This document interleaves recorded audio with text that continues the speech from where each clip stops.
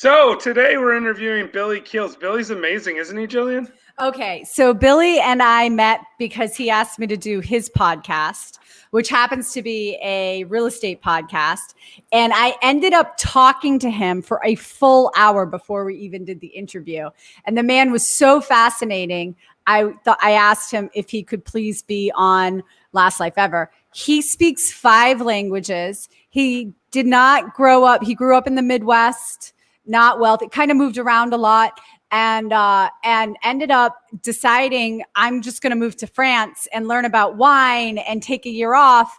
And from there, he decided to just go off and start learning languages. And it became, he talks about this in the interview where he talks about the interview is amazing. And thank you, Jillian, for introducing me to Billy as well. After Jillian met Billy, she was like, you need to be interviewing my friend Jeff. And then he interviewed me on his show. And the same thing happened to me. I ended up talking to him for about 30, 40 minutes before the show, another 10, 15 minutes after. Just a fascinating guy. One of the more interesting things is he traveled to 58 countries in 5 years. Yeah. 5 years. I have a 50-50-50 goal, 50 countries before I turn 50. He did it in 5 years. I know. Isn't that crazy? Really crazy. Anyway, you guys are going to love this interview, and we're going to be on that in just 1 second. Help me, my brother, can you lend me a hand as I walk through this land of confusion? If we give to each other, then there's nothing to take. Let's live life for the moment before it slips away.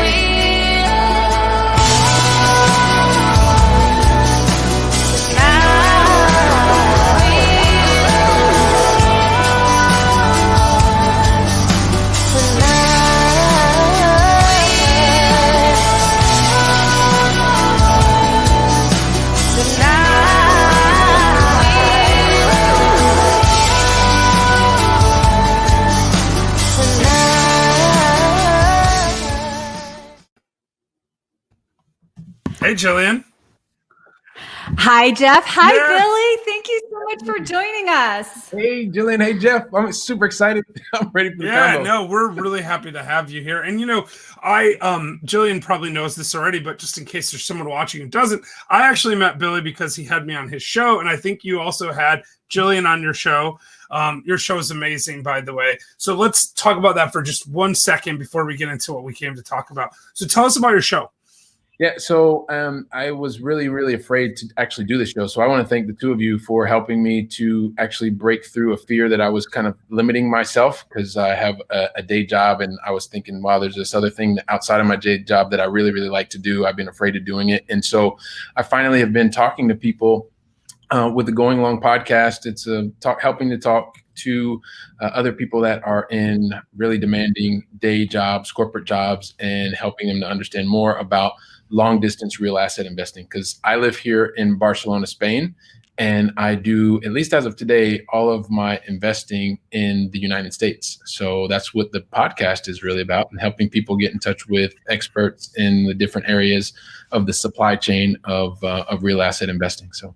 Oh, and I'll tell you, I actually learned a lot about podcasting from you, which might seem crazy, but before we started, you sat down and you were like, here's my audience. And you gave us this long description of essentially who your exact target audience is. And I thought, man, that is so smart, because obviously I didn't know anything about your podcast before coming on because it wasn't even out yet, right? So it was one of those things where like I couldn't possibly know. And so by giving me like description, that helped me focus in on what we're really targeting, which of course is not the same group that we're targeting on Last Life Ever by any stretch of the imagination. So rather than spend the whole time talking about your podcast, I will say if somebody wants to check that out, is it out yet, or is it? It is.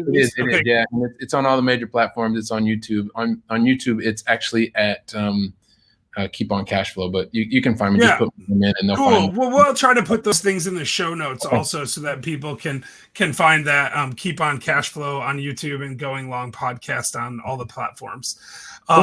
But anyway, yeah. So our target audience, Billy, as I think you know, because you're a member of the Last Life Ever group, which I really appreciate, is frankly us, right? We're our own target audience. Yeah. We want to talk to people about, living the best version of their life and what they need to do that. And the reason we brought you on today was to talk about your unique situation, because you alluded to living in Barcelona, which I love Barcelona. Jillian, have you been to Barcelona? I haven't been to Barcelona. I've been to Europe, but I have not been to Spain yet. Well, you need to go. Billy said I could come stay with him. Exactly. Come on over. I'm on the way as soon as I can fly again. He actually invited me also, Jillian. So apparently you can't take it too seriously. But anyway, so Billy, you grew up in Ohio, is that right? Yeah, I did. Born in Columbus, Ohio, and we were there for a little bit, and then moved to my parents moved a couple weeks after I was born. We moved to Colorado. My brother and sister were born there. Then we ended up going to the Houston, Texas, to the oil field. My dad was working there. Parents ended up having some marital problems, separated. Mom went back to Ohio. Dad stayed in Texas. Eventually, they reconciled for a little bit. And then they eventually got divorced, and my dad went out east, and my mom stayed in Ohio for a little while, but she's now in North Carolina. So that sounds pretty tumultuous. Yeah, I mean, it was there was a lot there. There was definitely a lot going on, and there were lots of emotional ups and downs. At the time, it was kind of tough because I'm the oldest of three. Yeah. And so, like, when my parents separated, I didn't know if I was supposed to be like the oldest, like the man of the house. Not really. And so those were some years that were, I mean, they weren't easy, but I guess they've really helped me to become part of the person that I am today. So had I not gone through that, I wouldn't be where I am today. And I'm pretty happy with the person that I am. Yeah. And one of the, I mean, I think I told you this the first time I met you. I think you're an absolutely fascinating person. And that's how I ended up asking you to be on this podcast, because you actually, you had this tumultuous upbringing. And then what happened next? Did you go to college? Did you go right into the workforce?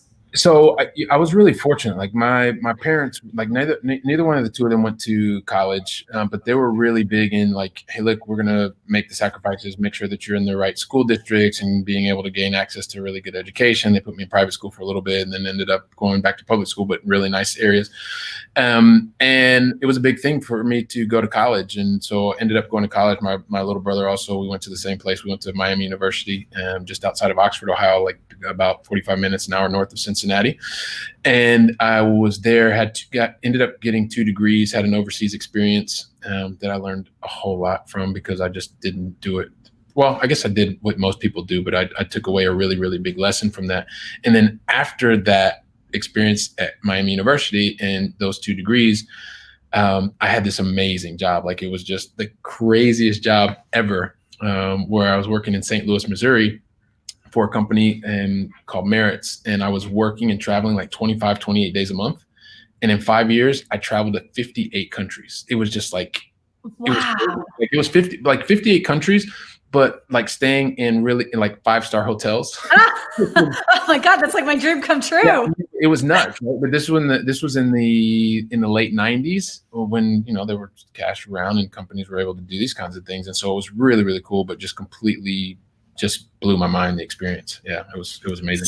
So did you stay? So 58 countries in 5 years is quite a few, obviously. Did you stay in places more than because a lot of people I know that have those kind of corporate traveling gigs, they'll be in a town for like 1 day or 2 days, and they have all meetings and they don't get to see anything.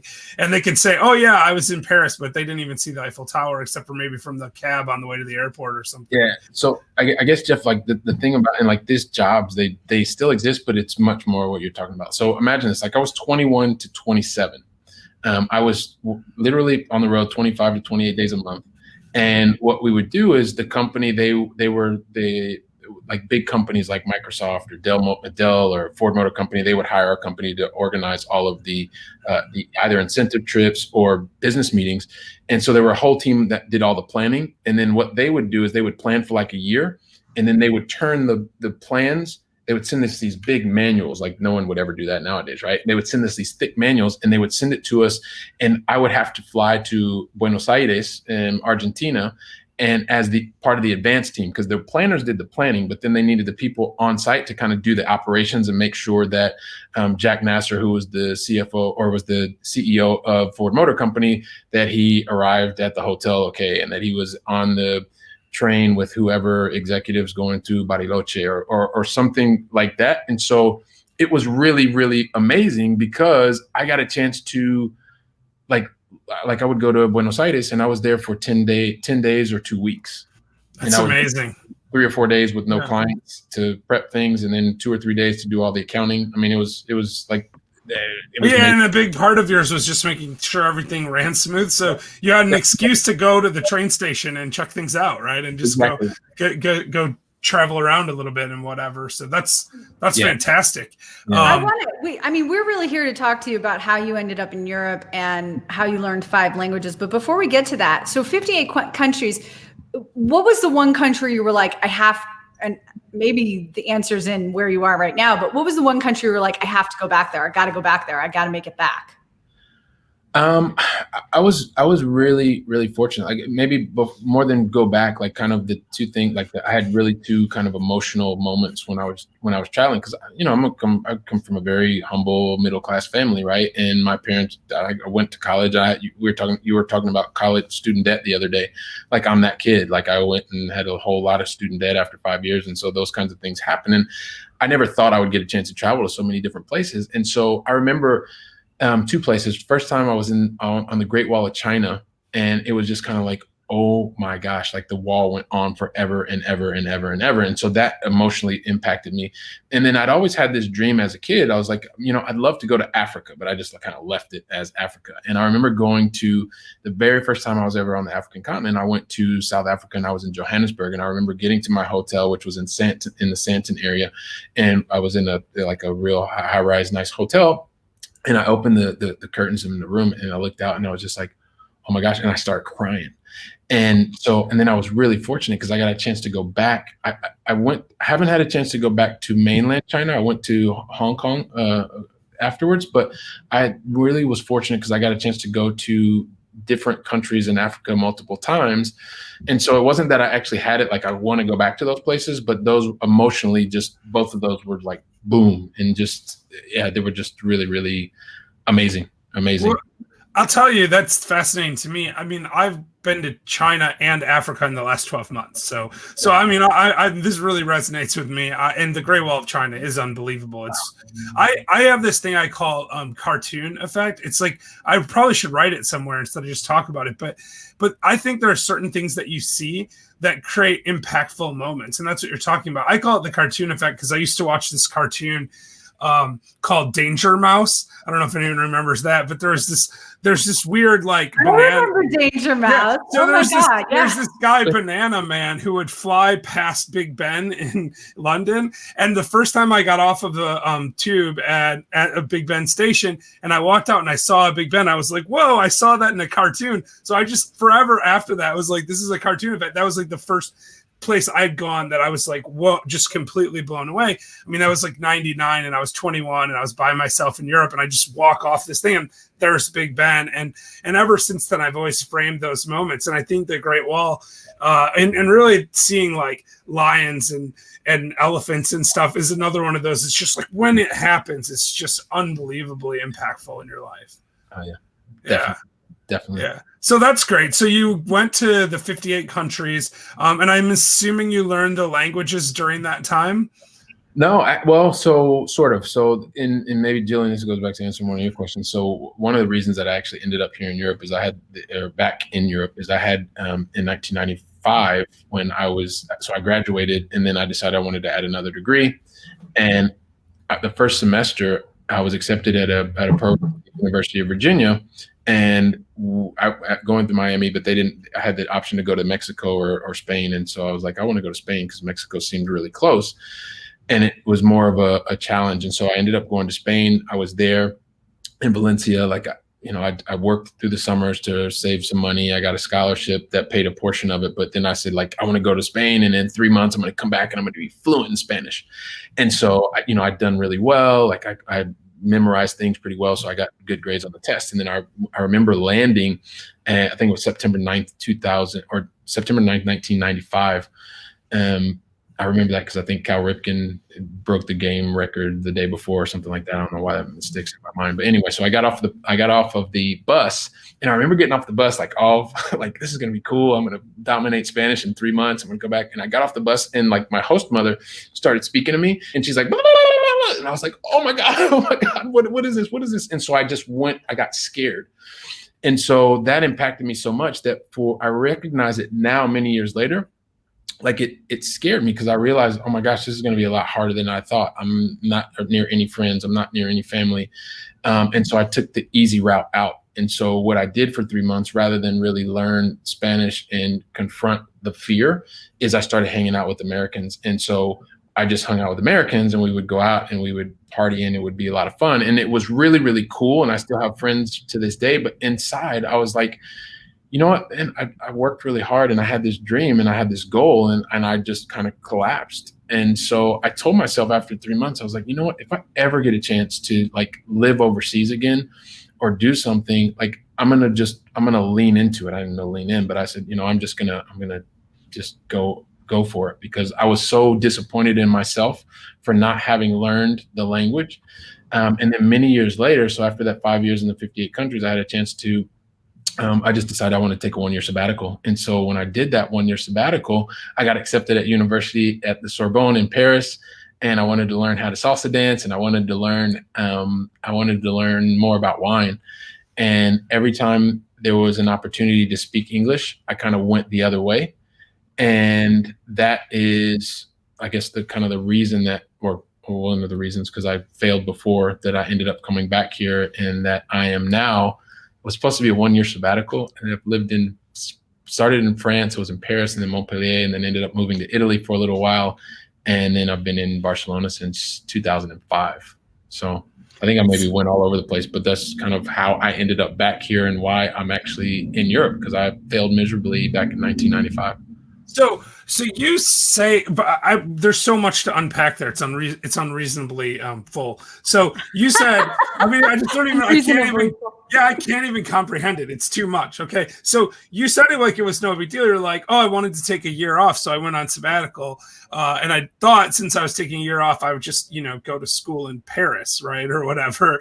And like that's And by the way, this is not something that normal people do. I mean, I think people should do it, but most people don't go, oh, I think I'm just gonna give up on speaking English. I'm gonna learn about wine in France, and I'm gonna learn to salsa dance. And I think you might be the only person I ever met that did that. So let's start with that, and then we'll get to moving to all these different countries after that. Yeah. Like how did you make that decision? Because that had to be a terrifying decision to make. Yeah, and it was, and I just realized, Jillian, I didn't answer your question, but I'll come back to the learning the language. Sorry about that. It happens sometimes. So I guess it happened because I was really disappointed. Like, I was honestly disappointed with the way that I collapsed with the Spanish thing. And in the back of my mind, I just kept telling myself, if I ever get a chance to do this, to live overseas again, then I'm just gonna I'm not gonna fail in the same way. I may fail in different ways, but I'm not gonna fail in the same way. And so then I was really fortunate because I had such a cool friend that was part of one of the student government bodies that I was on. We were co-chairs of Kids Fest Weekend, which was when all the little siblings came to the university and stuff like that. And he was from St. Louis, and so. For 5 years, this kind of failure that was in the back of my mind while I was traveling around the world, I guess it was still kind of there. And I was fortunate to be traveling around the world. And so when I had the chance, I got tired of missing friends' weddings and all this other kind of stuff. And I didn't care if I was in London or if I was in Amsterdam or if I was in Beijing. And I was like, I just need to stop. But I didn't want to do like a normal, quote unquote, 9 to 5. And so I think that's what happened was in the back of my head, that failure, quote unquote, like it came forward, and I was like, you know what? I've saved a lot of money because I was on per diem 25, 28 days a month, right? And I realized I'm not going to go do the normal 9 to 5. I'm going to apply to university to see if I can go somewhere and just kind of take a year off before I start. But because in the back of my mind, I wanted to do that, I thought, well, look, I'm going to learn French. And I was really fortunate. I got accepted at the University at the Sorbonne. And then everything, the other two things, meaning like learning about wine and learning how to salsa dance, like that came after I was accepted at the Sorbonne. So those, like that part wasn't really premeditated, but I wanted to give myself a couple of objectives. And so I spoke a little bit of Spanish, but not a lot. When I went to Paris, like I really studied a lot, and I really, as much as possible, I was with French speaking people, and I was dancing salsa at nighttime. So I would meet a lot more people, and we'd taste some wine and stuff like that. And that would help the salsa dancing, and then we meet more people, and it kind of went over and over and over. And then I got the job because I was working with a lot of Fortune 500 CEOs and their teams. And they would always like, hey, Billy, if you're ever looking for a job, give me a call, blah, blah, blah. And so I was crazy enough to actually pick up the phone and call them, and fortunate enough to start. So I left Paris, went to the south, to Montpellier, and started working for Dell. And it was there that I got a chance to sell on the phone. Like I didn't know anything about IT. I started selling on the phone in French, which was crazy, and made a lot of mistakes, but I was making a lot of mistakes, but I was surrounded by French people. So I'd ask them all the time, hey, what do I do? And I was listening to the calls. And so I would start to improve. And then there was an opportunity to switch to the Spanish team because they were coming out with a new product. And so they saw on my resume that I spoke Spanish. So then I switched over. So I got a chance to now start using some. Uh-oh. Oh no! I think we lost Billy temporarily there. It must be that the government's come down on him for admitting that he spoke Spanish. So many languages.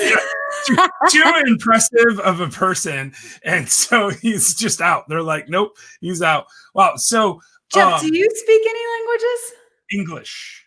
How about Pig Latin? Not even Pig Latin, huh?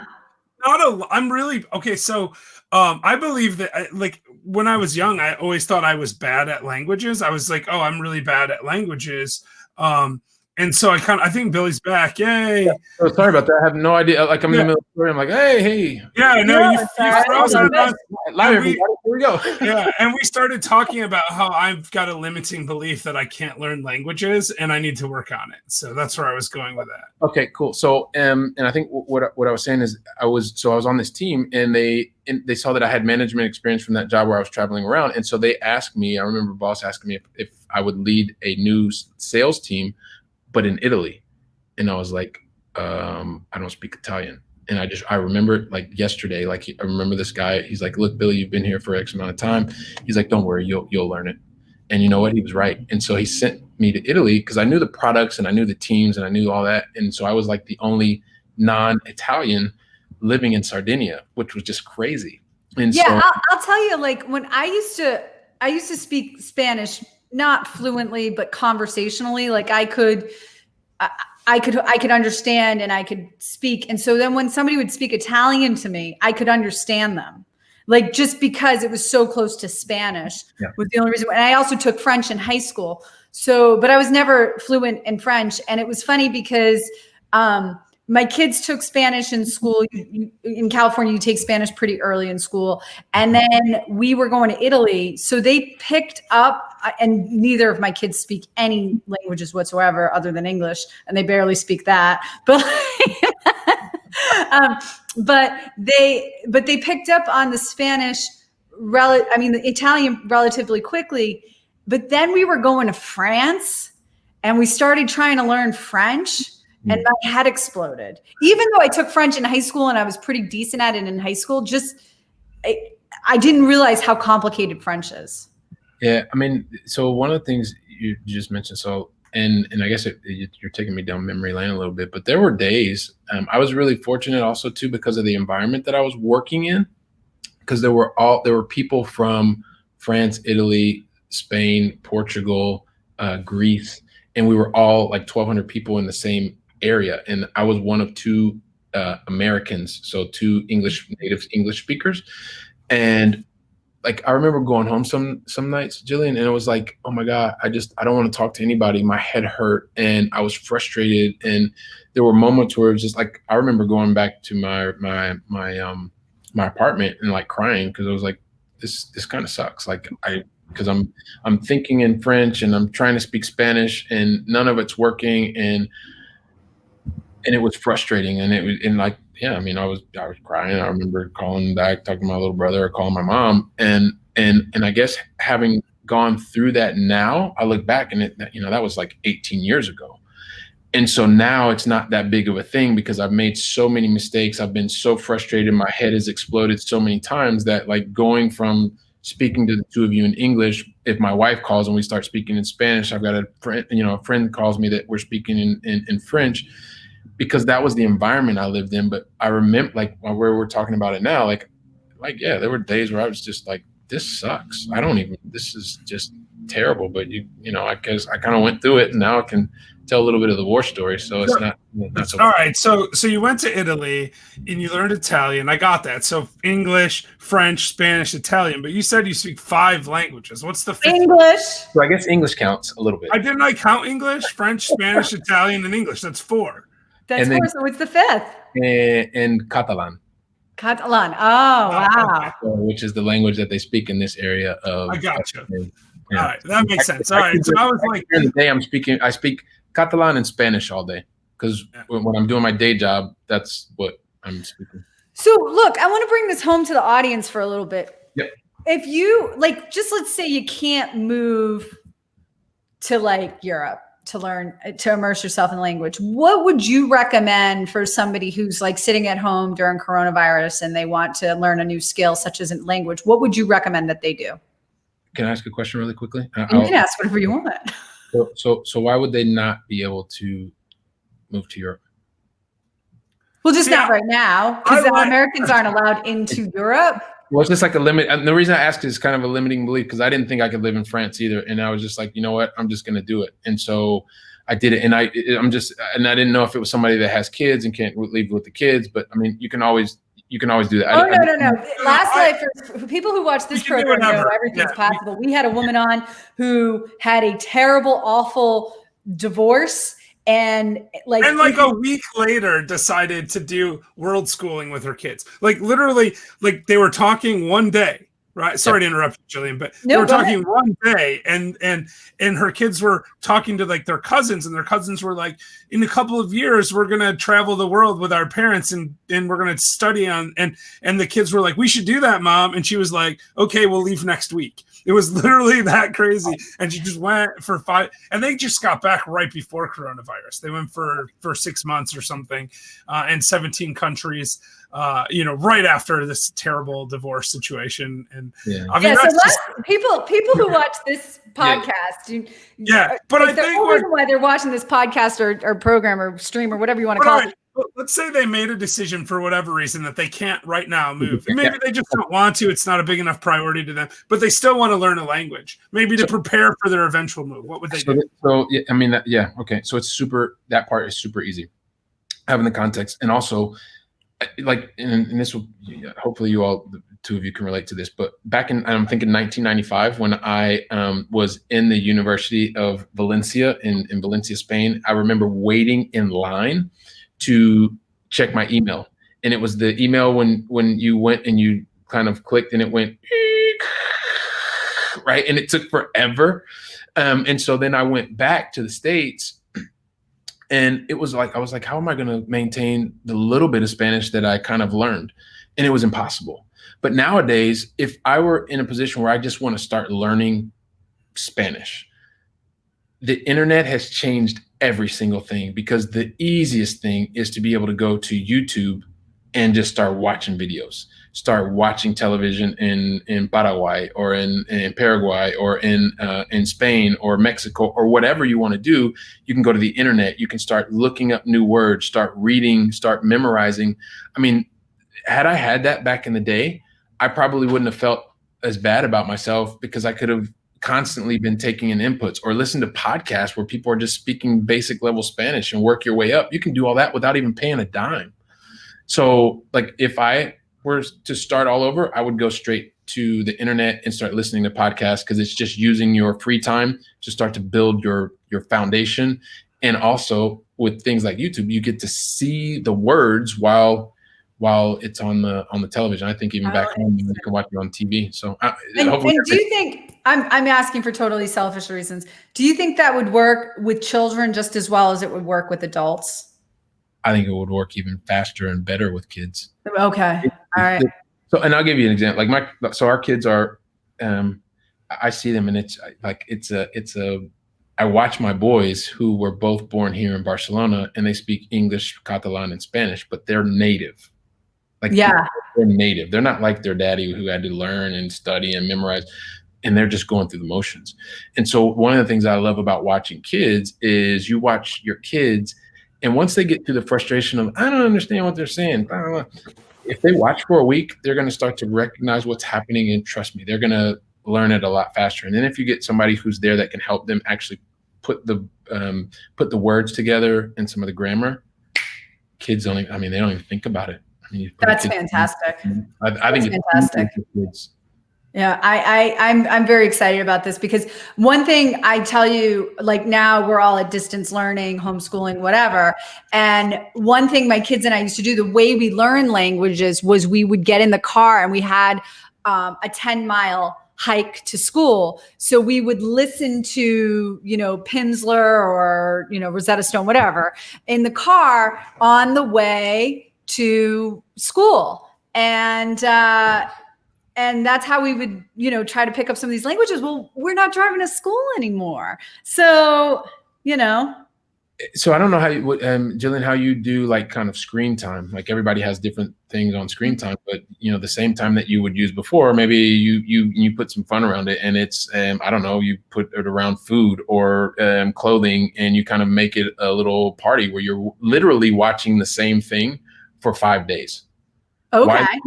Because if you watch the same thing, it's like anything else, it's repetition, right? The kids are going to start to recognize things faster than you do. They're going to start repeating things because they're not as kind of stuffy as you can be when you get older. If you're a little nervous or concerned and you don't want to sound the wrong way, like, kids will have fun with it.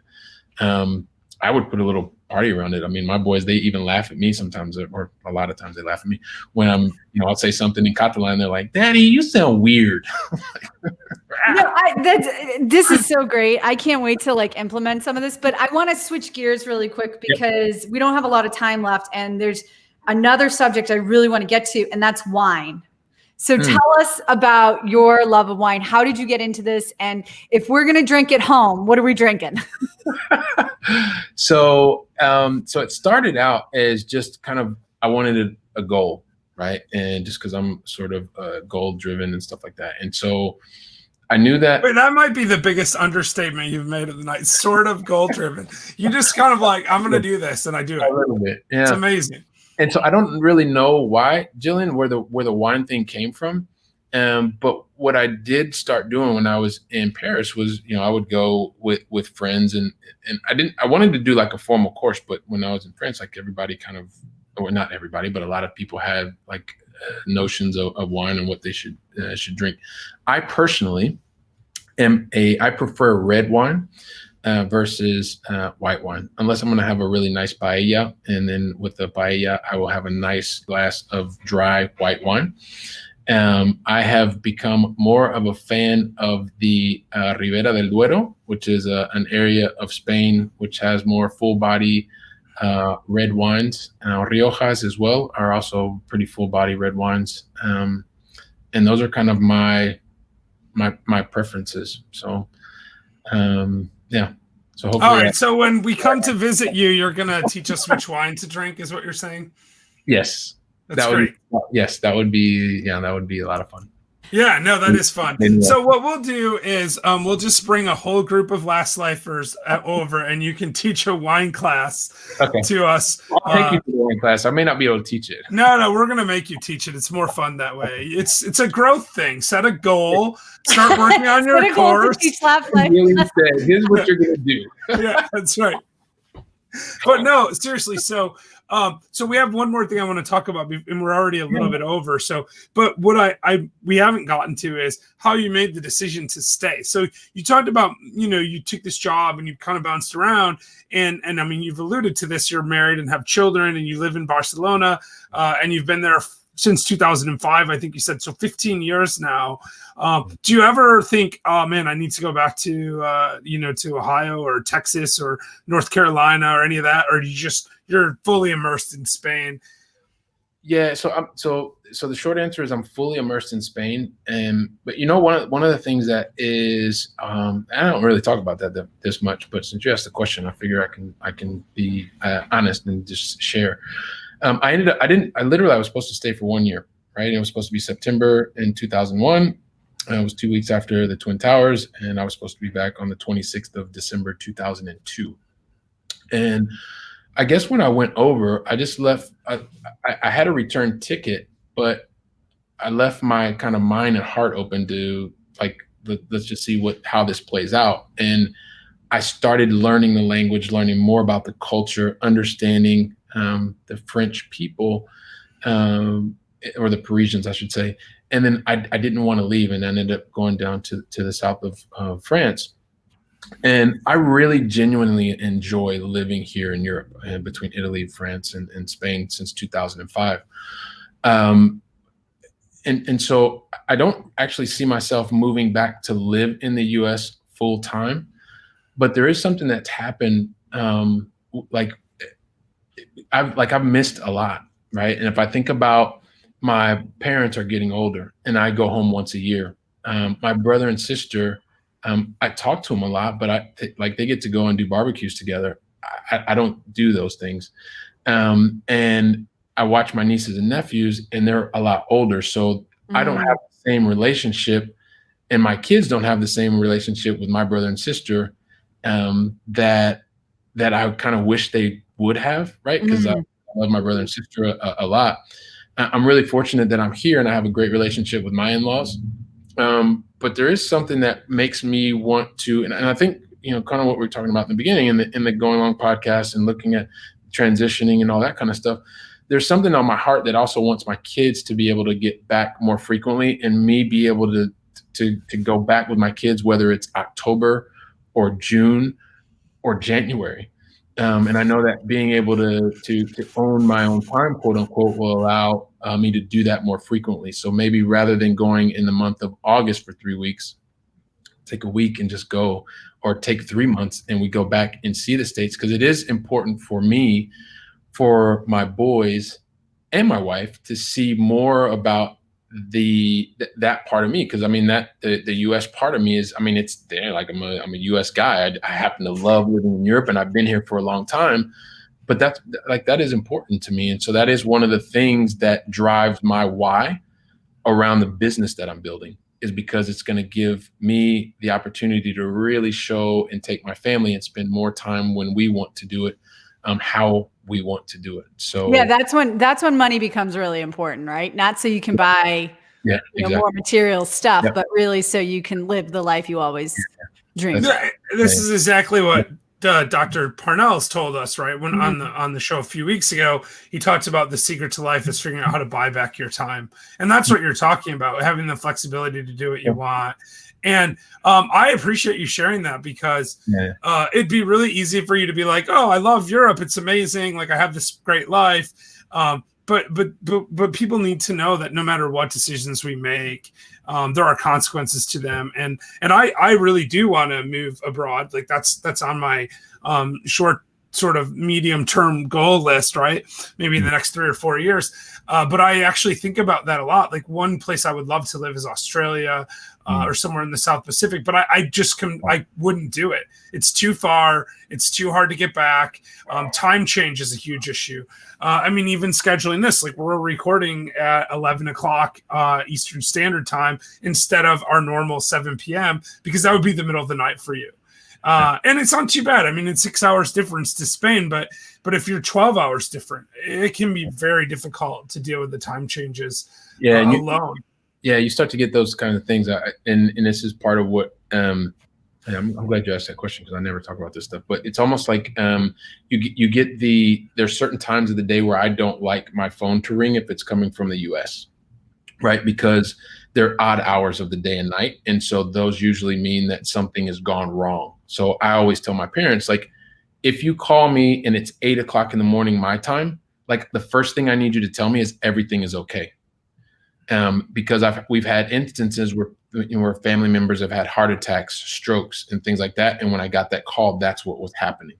And so in the back of my mind, it's like, don't call me before 12 o'clock. Like that's one of the things that kind of is in maybe not 12, but like 11. But definitely if someone calls me at like 8 or 9 in the morning, like as soon as I see my mom, my brother, my sister, anybody's name, it's like the alarm bells are going off in my brain. And so, yeah, so those are some of like the little things, and nobody ever asked a question, but we're talking about it now because you asked a question, that when you are far away, that you just have to realize it's part of the decisions that you make. Like, would I change anything that I've done? No. At the same time, there are certain moments where I kind of wish I would walk in and everyone's like, hey, it's Uncle Billy, or doing this kind of stuff. And it not just be because I'm only home once a year, but because like really great, strong relationship where they're calling me, talking about all kinds of stuff. So, well, one thing I know for sure is you're going to figure this out because you just do these things, right? Like a person that can just be like, I'm going to go to Paris for a year.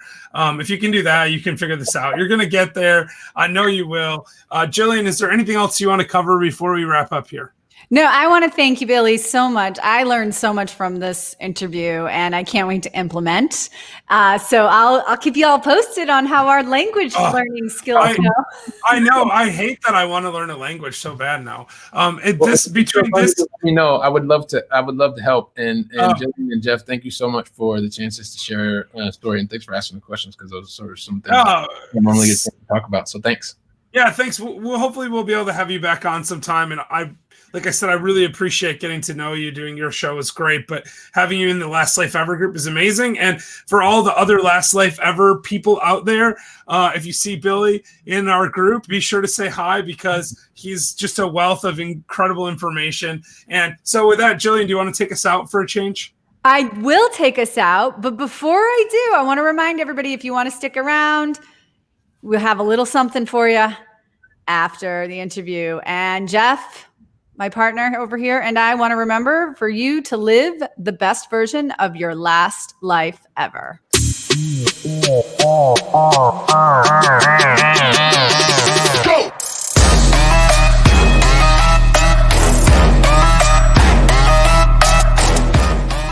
That was a great interview. It was awesome. Yeah, Listen, I really loved getting to talk to Billy. Some of the stuff he said was just unbelievable. it was, I mean, honestly, like I said, I am going to do the techniques he taught for learning a language. I'm going to do it with my children. I'm hopefully going to implement it.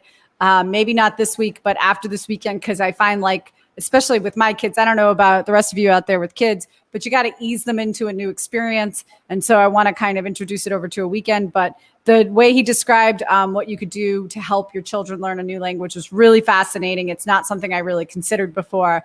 And so I'm definitely going to do that for not just my children, but also for myself. I actually thought, so I've tried several times to learn a language, and I kind of alluded to this on there. I sort of have like a limiting belief that I can't learn another language.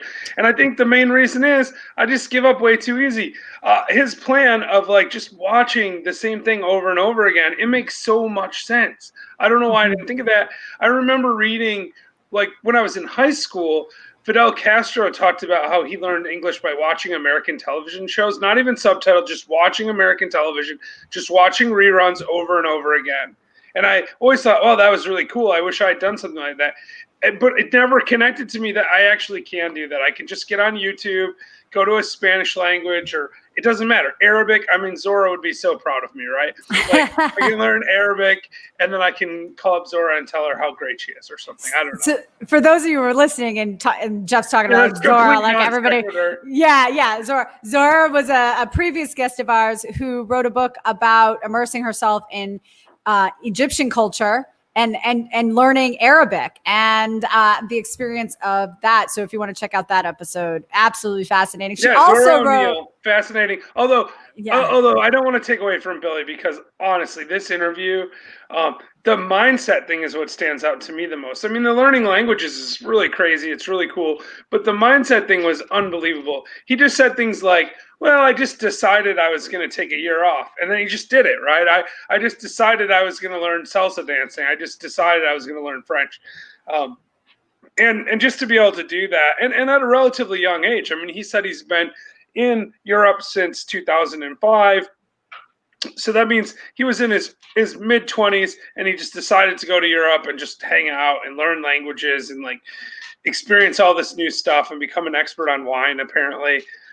And he even said he wouldn't teach us a class, but whatever, right? I think we're going to change his mind about that because here's why he has to teach us a class, because Zora O'Neill, we've already told her we need to bring her back because she didn't just write the book on Egypt and immersing self in Egyptian culture and Arabic culture. She also wrote a book called How to Have a Dinner Party Without Having a Nervous Breakdown. So how are we going to do that if we don't have Billy teaching us about wine?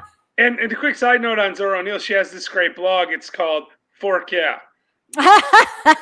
So you can look that up as well. But listen, I just wanted to say I'm so glad you introduced us to Billy. And I'm so glad that he's part of the Last Life Ever group. And we mentioned this in the interview, but he's been commenting all day in Last Life Ever since we actually filmed the interview earlier today. And he's been, being very responsive to people that are commenting and thanking him for coming on. So I would encourage you to get in the group, the private group, and check it out and interact with Billy, because he's just a fantastic guy and he's a great guy to get to know. Mm-hmm. Now, Jeff, what have you been up to since we last talked? Great question. Well, actually, since we did 2 interviews today, since we re-recorded the David Lebo interview, I've pretty much just been talking to you since I last talked to you. Listen, this is not, you're not supposed to tell everybody what happens off air. That's not how it works. I called this segment Behind the Scenes. The peek behind the scenes. That's what it's called. Well, I mean, it is. It's almost like I had it all pre-planned, right? No, I mean, listen, I've been working on a couple of projects myself. Actually, I have a couple of things I'm working on. I got another short story I'm working on. So, and I think the concept's really fun. It's been harder to write than some of the other ones, but I think it's going to be good when it's done, hopefully. Oh, okay. All right. There you go. I know you read one of my short stories, my little super short one. Are you talking about the one I like? You can't really I don't want to give it away because I'm going to ruin it. But listen, I've got that submitted right now to a publisher. If they don't publish it, it's so short. I'm just going to start texting it to people because that's how short that story is. Well, okay. Yeah, you could text it. Yeah, I don't want to talk about it anymore. I feel like I'm going to give it away. It kind of messes with your mind thinking about getting that as a text, right? Yes. So that's what I'm going to start doing. If it doesn't get published, we're just going to make it a text story that we text to people. Oh my God. Everybody, if you want, we're going to set that up. So actually, if you guys want a copy of my story, I'm going to commit to this right now. This is not something that I'm going to publish publicly, but if you reach out to first, you have to be a member of the Last Life Ever private community. Otherwise, it's not, you don't get access. You have to be. So if you're not in the group, just join now, or you're never going to find out about this amazingly terrible short story that I wrote. I thought it was great. Well, thank you. Thank you. But if you want a copy of it, you've got to be a member of the group. I'm going to verify it. And then you have to reach out to me on Messenger, right? And then, DM me, and then I will just text it to you. Yeah, and you want to get this through a text. Yeah, you want to read it on your phone. It's the best way to do it. Yeah, it's a great little short story to read on your phone. So I love your short stories. You know that. And I also know about a science fiction novel you're writing that I've been reading. That's pretty good as well. I like that one too. Oh, thank you. I didn't know you were reading that. You gave me a bunch of chapters. I've read them all. Of this science fiction novel? Really? The one with the cake? Oh, yeah, that kind of goes in the novel. It's not, I don't know. Anyway, yeah, I did send you that. You're right. You missed the whole point of that novel because that was just a random snippet in the middle. But hey, no worries.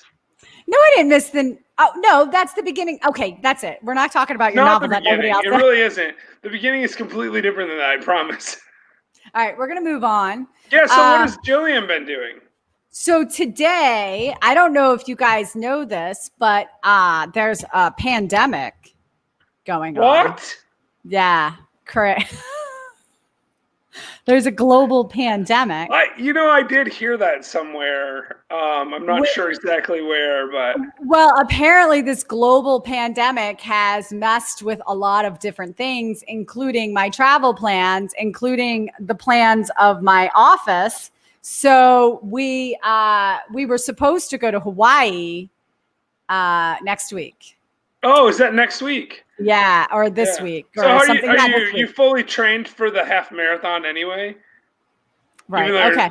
Anyhow, so we were going to Hawaii to run a half marathon. No, I'm not fully trained. I have been running, but I'm not fully trained. None of us are. My partner, Nancy, actually broke her ribs. So she can't. Oh, yeah, I heard about that. How's she doing? Is she recovering? She's a lot better. But so none of us are trained. So look at my dog is being like crazy right now. See how cute she is? She's cute. She's like right here. She's like, I need to be. There's a little bit of a thunderstorm going on, and she's terrified of thunder. She's also like not really able to stand up because she's 13 and a Great Dane. So, well, anyhow, we were supposed to go to Hawaii, and so we couldn't go. So we told everybody today we were going to take them out for sushi. Which is seems like a fair trade. Like, honestly, if I had to choose between Hawaii and sushi, I'd probably choose the sushi. Okay. You can. I don't know if you know this or not, but I really don't like Hawaii. It's my least favorite state. Okay. So yes, I choose New Jersey over Hawaii. That's what I'm saying. Okay. So I'm just going to pretend that didn't happen because it's like my husband would like, if I told him we're moving to Hawaii tonight, pack up your things, he'd already be in the car. I wouldn't even take anything. Well, that says that he has some serious issues because last time I checked, you can't take a car to Hawaii. I just spit on my face. Yeah. Hey, on a side note, I need to answer a couple comments. Normally we wouldn't do this, but I feel compelled. So Bill says, is this an interview about an interview? And the answer is absolutely yes. That's what this is. Bill, this is a pre-interview and post-interview about an interview we already did earlier today, which will be edited together and put up on our YouTube page and on the podcasting platforms later this week. That's how we do this. It doesn't make any sense, but it doesn't make any sense, but it makes sense to us. So whatever. So and then the other one I actually feel really bad about is Elise saying she made it, which I think she meant she made it on the podcast for a change, and she didn't actually make it on the podcast because we did it at a different time this week. Yeah, sorry, Elise. So I feel bad, Elise, but thanks for joining anyway. Okay, so we didn't just go to sushi. So Nancy and I spent weeks gathering all kinds of things that were Hawaii-esque. That's terrible. That's worse. You should have gotten like Antarctica stuff because now they're just feeling bad about not going to Hawaii. I mean, I guess for me it would work because I'd be like, oh, thank God I didn't have to deal with this Hawaii stuff. You are a terrible human being.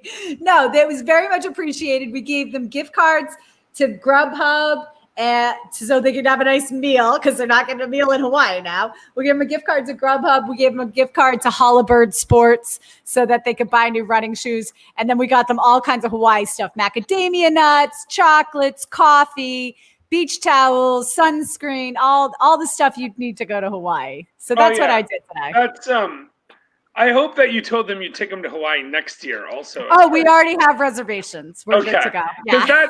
That's I mean, it's kind of acceptable if you're doing that. Because like, in spite of the fact that I didn't enjoy Hawaii, I think most people do like it.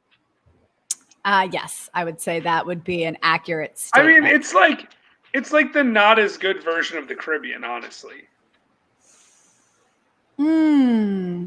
Interesting. I mean, I prefer like somewhere like Aruba. I love Aruba. Aruba's amazing. Aruba has just as beautiful like water as Hawaii, right? Mm-hmm. It's got better weather, in my opinion. It's not so freaking humid, and it's in the same time zone as the rest of the world. Hawaii is like, I mean, and it's less bad for Californians like yourself, but for people that live in the real world like I do, and not the left coast or whatever they call that place over there. For real people, like, East Coasters, like Hawaii is a long ways away. That is so racist. Anyhow, it's coastist, actually. Coastist, is that what it is? It's coastist, yeah. Yeah, listen, I have to be honest. I'll take anywhere that has a nice beach. And me too. I would go to Hawaii rather than, say, stay in Chattanooga right now. Those were my options, and I like Chattanooga, but Hawaii sounds better. Only marginally. We're only going to stay on for another minute or two, but if you want to tell us in the comments what you prefer, the Caribbean or Hawaii, we'd love to hear from you and why. I will tell you right now, if I had my choice, the reality is I would go to Mexico. Mexico is my favorite place. a lot of people might think that, oh, she's scared.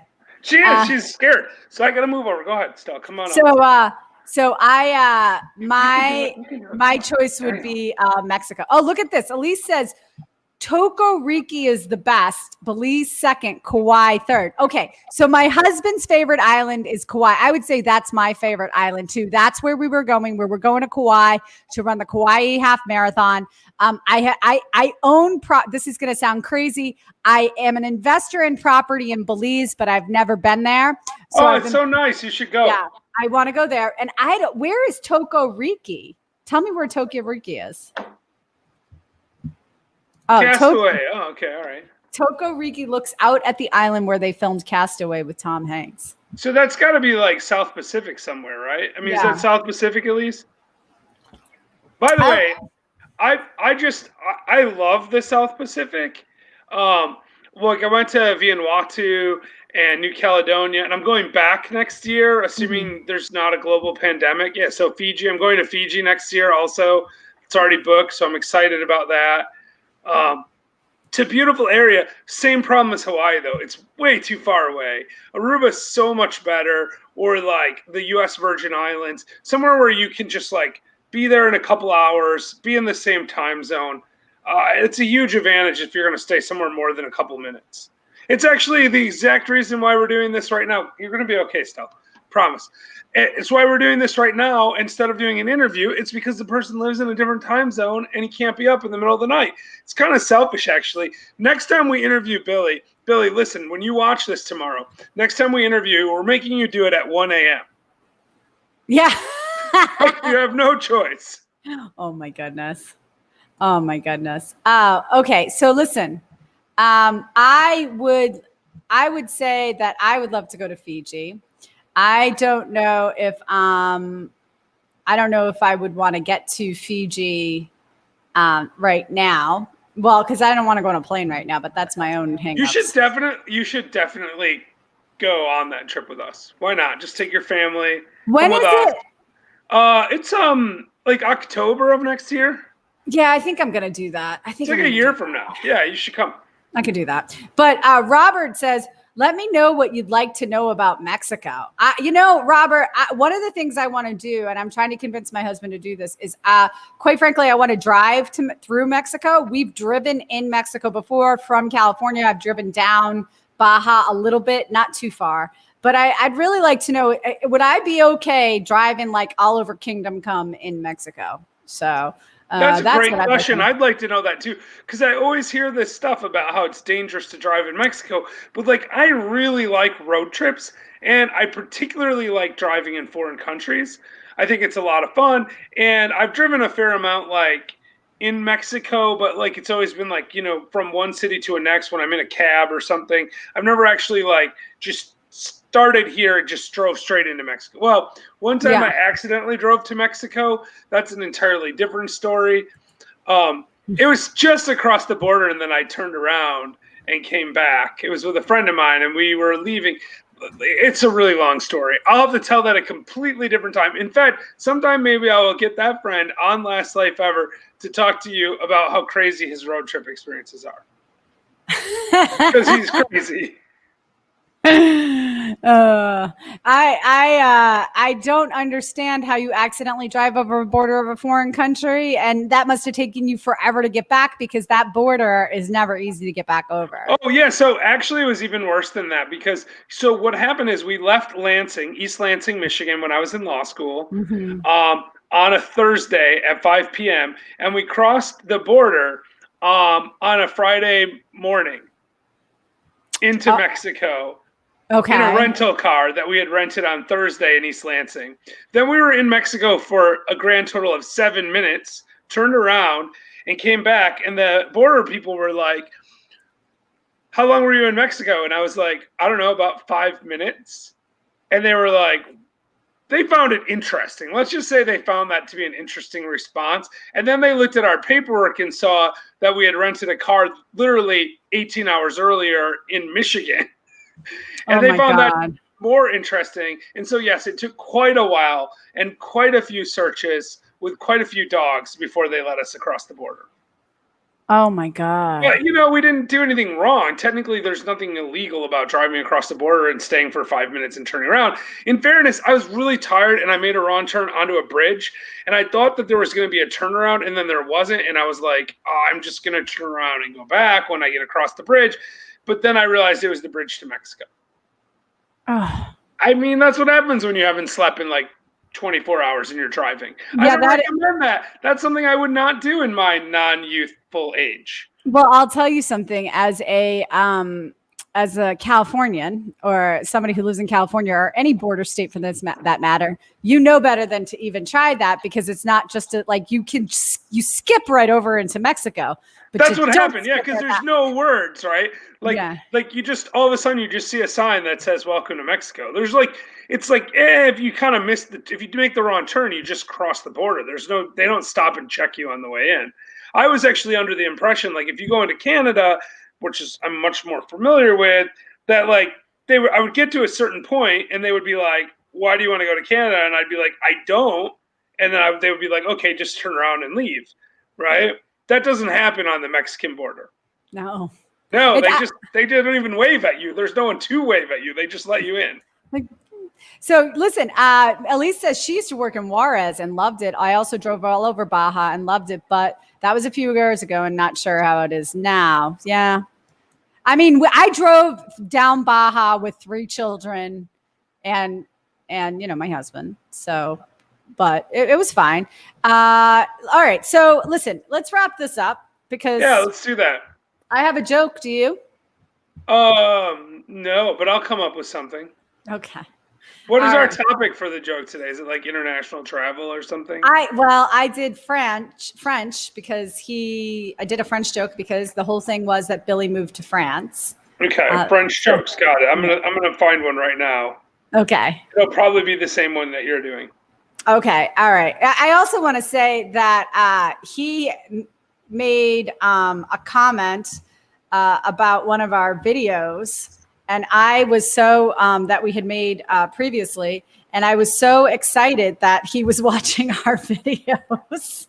Yeah, no, he was commenting on specific things in our video that had nothing to do with him, which meant that he was watching stuff in the group, which was really awesome. Yeah. He actually did that to me earlier about a different one of our videos, so I think he might actually watch all of our videos, which makes him amazing. Okay, what's your French joke? Number 1 fan. All right. The French monarchy was a bad idea, but it was brilliantly executed.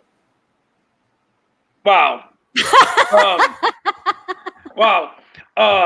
That's so I was going to tell it. I'm going to tell 2 jokes now. I was going to tell one joke, which is why French people like to eat snails. Do you know why that is? No, they don't like fast food. But now I feel compelled to read this other one. What is a guillotine? Okay, what? I don't know. What is it? It's a French chopping center. Oh my God, that's terrible. All right, guys. All right, that was a good one to end with. All right, everyone. Have a great rest of your week. I'm Jillian Sidoti. That's Jeffrey Holst. Yes, and we're reminding you to remember to live the very best version of your last life ever.